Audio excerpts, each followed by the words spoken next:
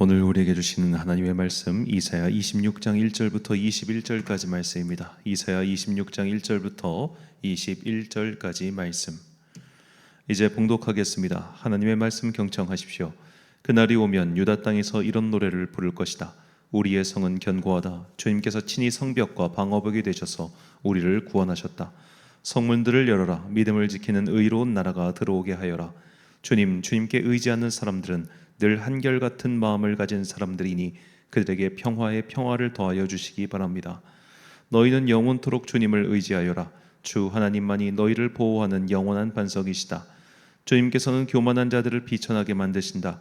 교만한 자들이 사는 견고한 성을 허무신다. 먼지 바닥에 폭삭 주저앉게 하신다. 전에 억압받던 사람들이 이제는 무너진 그 성을 밟고 다닌다. 가난한 사람들이 그 성을 밟고 다닌다. 주님께서는 의로운 사람의 길을 곧게 트이게 하십니다. 의로우신 주님께서는 의로운 사람의 길을 평탄하게 하십니다. 우리는 주님의 율법을 따르며 주님께 우리의 희망을 걸겠습니다. 우리가 주님의 이름을 사모하고 주님을 기억하겠습니다. 나의 영혼이 밤에 주님을 사모합니다. 나의 마음이 주님을 간절하게 찾습니다. 주님께서 땅을 심판하실 때에 세상에 사는 사람들이 비로소 의가 무엇인지 배우게 될 것입니다. 비록 주님께서 악인에게 은혜를 베푸셔도 악인들은 옳은 일 하는 것을 배우려 하지 않습니다. 의인들이 사는 땅에 살면서도 여전히 옳지 않은 일만 합니다. 주님의 위엄 따위는 안중에도 두지 않습니다. 주님께서 심판하시려고 팔을 높이 들어 올리셨으나 주님의 대적은 그것을 모릅니다. 주님께서 주님의 백성을 얼마나 뜨겁게 사랑하시는지를 주님의 대적에게 보여주셔서 그들로 부끄러움을 당하게 하여 주십시오. 주님께서 예비하신 심판의 불로 그들을 없애주십시오. 주님께서 우리에게 평화를 주실 것을 확신합니다. 우리가 성취한 모든 일은 모두 주님께서 우리에게 하여 주신 것입니다. 우리의 하나님, 이제까지는 주님 말고 다른 권세자들이 우리를 다스렸습니다. 그러나 앞으로는 우리가 오직 주님의 이름만을 기억하겠습니다. 주님께서 그들을 벌하시어 멸망시키시고 그들을 모두 기억에서 사라지게 하셨으니 죽은 그들은 다시 살아나지 못하고 사망한 그들은 다시 일어나지 못할 것입니다. 주님께서 이 민족을 큰 민족으로 만드셨습니다. 주님께서 이 나라를 큰 나라로 만드셨습니다. 주님께서 이 땅의 모든 경계를 확장하셨습니다. 이 일로 주님께서는 영광을 받으셨습니다. 그러나 주님께서 그들을 징계하실 때에 주님의 백성이 환난 가운데서 주님을 간절히 찾았습니다. 그들이 간절히 주님께 기도하였습니다. 마치 임신한 여인이 해산할 때가 닥쳐와서 고통 때문에 몸부림치며 소리 지르듯이 우리도 주님 앞에서 그렇게 괴로워하였습니다. 우리가 임신하여 산고를 치렀어도 아무것도 낳지 못하였습니다. 우리는 이 땅에 구원을 베풀지 못하였고 이 땅에서 살 주민을 낳지도 못하였습니다. 그러나 주님의 백성 가운데서 죽은 사람들이 다시 살아날 것이며 그들의 시체가 다시 일어날 것입니다. 무덤 속에 잠자던 사람들이 깨어나서 즐겁게 소리칠 것입니다. 주님의 이슬은 생기를 불어넣는 이슬이므로 이슬을 머무은 땅이 오래전에 죽은 사람들을 다시 내놓을 것입니다. 땅이 죽은 자들을 다시 내놓을 것입니다. 나의 백성아, 집으로 가서 방 안으로 들어가거라. 들어가서 문을 닫고 나의 진노가 풀릴 때까지 잠시 숨어 있어라. 주님께서 그 처소에서 나오셔서 땅 위에 사는 사람들의 죄악을 벌하실 것이니 그때 땅은 그 속에 스며든 피를 드러낼 것이며 살해당한 사람들을 더 이상 숨기지 않을 것이다. 아멘. 당신은 죽어요. 그러나 죽지 않아요. 라는 제목으로 하나님의 말씀 선포하겠습니다. 가끔 연예인들 가운데 시끄러운 사건 등에 휘말려서 스스로 극단적인 선택을 하는 경우가 있습니다. 여러 가지 이유가 있겠습니다만 그 중에 중요한 이유 중 하나가 위약금 때문이라는 그런 기사를 본 적이 있습니다. 그러니까 지금까지 특히 광고 같은 걸로 많은 수입을 올렸는데 이제 그 광고 모델 기간 중에 좀 불미스러운 일에 연루되거나 그런 일을 벌이면 이게 위약금을 내야 된다는 거예요. 근데 뭐 광고 계약금이라든지 그런 것들은 이미 다 내가 썼는데 돈이 없을 거 아닙니까? 그러니까 그 어마어마한 위약금을 감당하지 못해서 스스로 목숨을 끊는 경우도 있다. 그런 이야기를 제가 들은 적이 있습니다. 자, 고대로부터 현대까지 사람들은 극단적인 상황에 몰렸거나 자신의 힘으로 도저히 해결할 수 없는 그런 상황에 처했을 때 스스로 자신의 생명을 끊음으로써 그런 상황에서 벗어나려고 했습니다. 죽음은 분명히 미지의 사건이지만 현실은 뚜렷한 고통으로 점철되어 있기 때문이겠죠. 이처럼 죽음이란 개인이 선택할 수 있는 가장 극단적인 방법입니다. 흔한 말로 죽으면 다 끝이다 라는 거죠. 그래서 사람들은 죽지 않기 위해 살며 또한 죽음이라는 확실한 끝이 있기 때문에 때로는 막 살기도 하는 겁니다. 그래봤자 죽기밖에 더해 라는 식 말이죠. 그러니까 죽으면 다 끝이야 라는 말이나 그래봤자 죽기밖에 더해 라는 말은 사실 죽음이라고 하는 완전한 끝, 완전한 소멸, 완전한 종착지 이런 것이 있음을 전제한 말이기 때문에 다 일맥상통한다 그렇게 볼 수 있겠어요. 그래서 죽음은 궁극의 불합리함이기도 합니다. 히브리인들은 이 점을 가장 못마땅하게 여겼습니다. 어째서 악인의 죽음은 평안하며 의인의 죽음은 고통스러운가 라고 말이죠. 물론 의인 가운데서도 하나님의 은혜로 그 마지막이 평안한 사람들도 있지만 히브리인들은 우리가 이제 성경에서 잠언과 시편을 자세히 읽어보세요. 이런 이야기가 사실 대부분이라고 볼 수 있겠습니다. 그러니까 이런 성문서, 시편과 잠언, 전도서와 같은 성문서는 그러니까 독자, 저자의 말이 하나님께 올려가는 그런 기도의 형식이 많지 않습니까? 그들이 하는 많은 기도들 가운데 악인의 억압, 악인의 경성함 이런 것에 비해서 의인의 초라함, 의인의 고난 이런 이야기가 많지 않습니까? 이게 불합리하다는 거예요. 하다못해 그 삶의 마지막에 악인이 심판받은 채로 죽고 혹은 의인이 죽기 전에 자기의 삶에 대해 욥처럼 보상을 받으면 오케이, 좋은데 실제로는 그렇지 않은 일들이 너무나 많다라는 겁니다. 그래서 이들은 이것이 너무 불합리하고 너무 싫었죠. 고통스러우니까. 자, 죽음은 악인의 악행을 덮어줬고 의인의 억울함도 덮어버렸습니다. 죽음과 더불어 사건은 잊혀졌고 악의 잔재는 남았으며 의인의 노력도 사라지는 것이죠. 죽음은 이처럼 불합리한 것 투성이었습니다. 최초로 살해당한 아벨의 죽음은 이런 불합리함을 보여줍니다. 아벨은 신실한 사람이었습니다. 그러나 살해당했습니다. 가인은 신실하지 않은 사람이었습니다. 그런데 그는 오래오래 살면서 자녀의 자녀를 보았습니다. 자, 이러한 일들이 역사적으로 수없이 쌓여가자 마침내 사람들은 이건 사람이 만든 제도, 국가, 문화, 풍습으로 해결할 수가 없구나. 하나님 제발 우리를 구원해 달라고 요청하게 된 것이죠.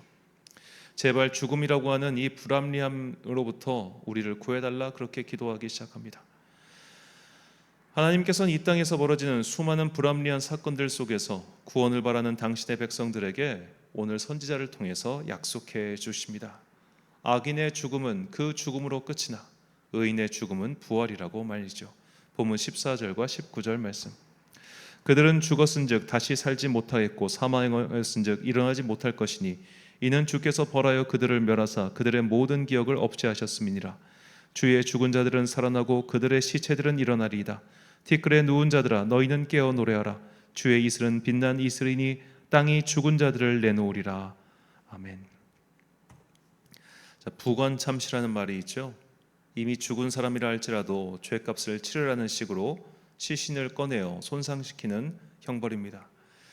이것이 가장 끔찍한 벌 중 하나로 여겨진 것은 이제 사람들은 지금도 그렇게 생각하시는 분들 계시는데 사람 안에는 혼백이 있는데 사람이 이 육신이 죽었을 때 혼은 하늘로 올라가고 백은 이 땅에 남아서 떠돌고 있단 말이에요.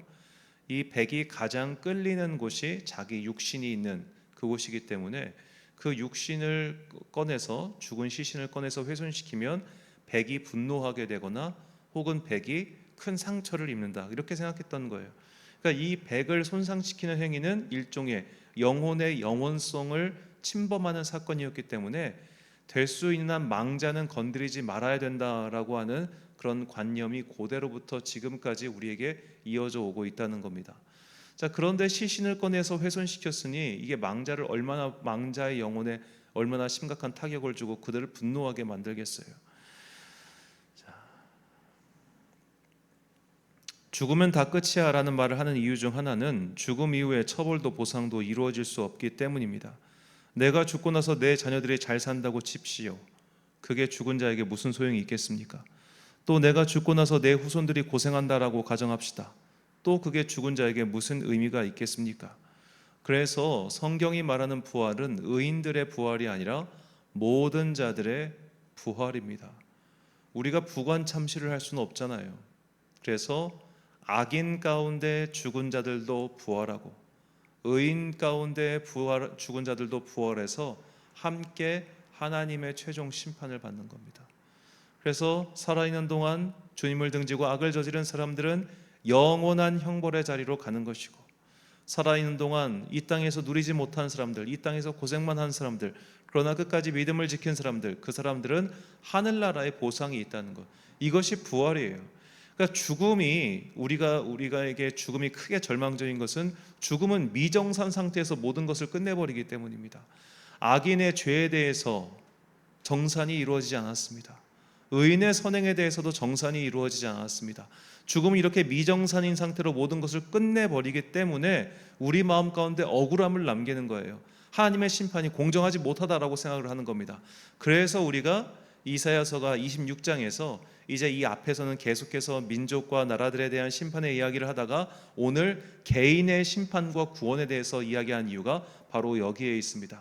악한 짓을 한 나라들, 하나님을 등진 나라들도 벌을 받겠지만 믿는 나라 사람들 가운데서도 하나님을 등졌던 악인들, 그리고 믿는 나라 가운데서 고생하면서 하나님을 믿었던 의인들 모두에게 정산이 이루어질 거라는 거예요. 최종 정산. 이것이 바로 부활을 통해서 이루어질 마지막 모습인 것이죠. 이 땅을 사는 동안 수고한 보상을 거의 받지 못했던 사도 바울은 우리가 이렇게 보상받지 않고 일하다가 죽어도 억울하지 않은 것은 부활이 있기 때문이며, 만약 부활이 없다면 우리는 이 세상에서 가장 어리석은 자들이라며 다음과 같이 말합니다. 고린도전서 15장 16절부터 19절까지 말씀. 만일 죽은 자가 다시 살아나는 일이 없으면 그리스도도 다시 살아나신 일이 없었을 터이요, 그리스도께서 다시 살아나신 일이 없으면 너희의 믿음도 헛되고 너희가 여전히 죄 가운데 있을 것이요, 또한 그리스도 안에서 잠자는 자도 망하였으리니 만일 그리스도 안에서 우리가 바라는 것이 다만 이 세상의 삶뿐이면 모든 사람 가운데 우리가 더욱 불쌍한 자이리라. 아멘. 죽음은 모든 것을 허무하게 만드는 왜곡된 세상이 낳은 최악의 결과물입니다. 그래서 부활은 이 모든 허무한 것을 무너뜨리는 하나님의 궁극적인 해결책입니다.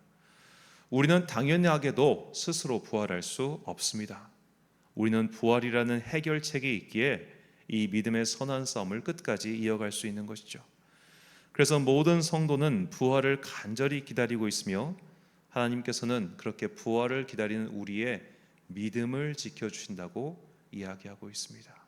이게 중요합니다.